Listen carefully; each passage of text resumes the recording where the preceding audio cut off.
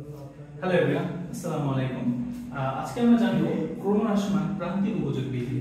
তো আসলে আমরা প্রথম থিওরিটা জেনে নিই। সেটা হচ্ছে অন্যান্য অবস্থা অপরিবর্তিত রেখে একটি নির্দিষ্ট সময়ে একটি দ্রব্যের যদি আমরা বিভিন্ন একক ভোগ করতে থাকি তাহলে আমাদের প্রান্তিক উপযোগ হ্রাস পেতে থাকে। এখন কথা হচ্ছে যে এটা কেন হ্রাস পায়। সেটা হচ্ছে যে সাধারণত একটা এক্সাম্পল দিই। তাহলে ধরুন আমরা সিঙ্গারা খাচ্ছি, আমরা প্রথম সিঙ্গারাটা খাবো আমাদের কিন্তু ভালো লাগবে। এরপর যখন আমরা দ্বিতীয়, তৃতীয় এবং চতুর্থ সিঙ্গারাটা খাবো, আস্তে আস্তে কিন্তু কি আমাদের ওই তৃপ্তিটা কমতে থাকবে, একটা পর্যায়ে শূন্যতে চলে যাবে। তো বেসিক্যালি ক্রমহ্রাসমান প্রান্তিক উপযোগ বিধিটা এইটাই বিশ্লেষণ করে থাকে।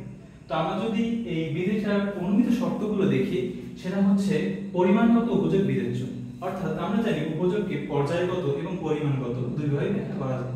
এখন কথা হচ্ছে আমরা পরিমাণগত কেন নিয়েছি, কারণটা হচ্ছে আমরা এখানে এই উপযোগগুলো হচ্ছে সংখ্যা আকারে আমরা যোগ করে দেখব, এই জন্য বেসিক্যালি আমরা পরিমাণগত উপযোগটা নিয়েছি।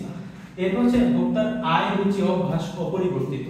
এখন কথা হচ্ছে এটা কেন, কারণটা হচ্ছে একজন ভোক্তার যদি আয় যদি পরিবর্তন হয় অথবা ভোক্তার যদি রুচি যদি পরিবর্তন হয়, যেমন ফুডি একজন পারসন, অথবা ধরুন অভ্যাস, এরা যদি পরিবর্তন হয় তাদের ক্ষেত্রে উপযোগ এই যে বিধিটি কার্যকর হবে না।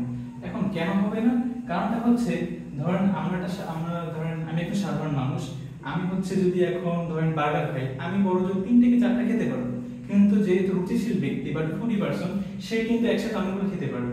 এই জন্য যারা হচ্ছে রুচিশীল ব্যক্তি বা যাদের হচ্ছে অভ্যাস, এগুলো হচ্ছে আমরা স্থির ধরে নিয়েছি। এবং আরেকটা হচ্ছে নির্দিষ্ট সময়। এখন নির্দিষ্ট সময়টাও এই জন্যই ধরা হয়েছে কারণ সময় যদি পরিবর্তন হয় আমাদের উপযোগ বা আমাদের তৃপ্তি এগুলো পরিবর্তন হতে পারে। এই জন্য এই 3টা জিনিসকে ফিক্স ধরা হয়েছে। এখন যদি আমরা চিত্রটা যদি দেখি, এখানে দেখা যায় ভোক্তা যখন প্রথম দ্রব্যটি ভোগ করে তার প্রান্তিক উপযোগ 3, এরপর যখন সে ক্রমক্রমে ভোগ করতে থাকে একটা পর্যায়ে তার প্রান্তিক উপযোগ কমতে থাকে এবং একটা পর্যায়ে সে হচ্ছে ঋণাত্মক চলে যায়। এটাই হচ্ছে ক্রমহ্রাসমান প্রান্তিক উপযোগ বিধি।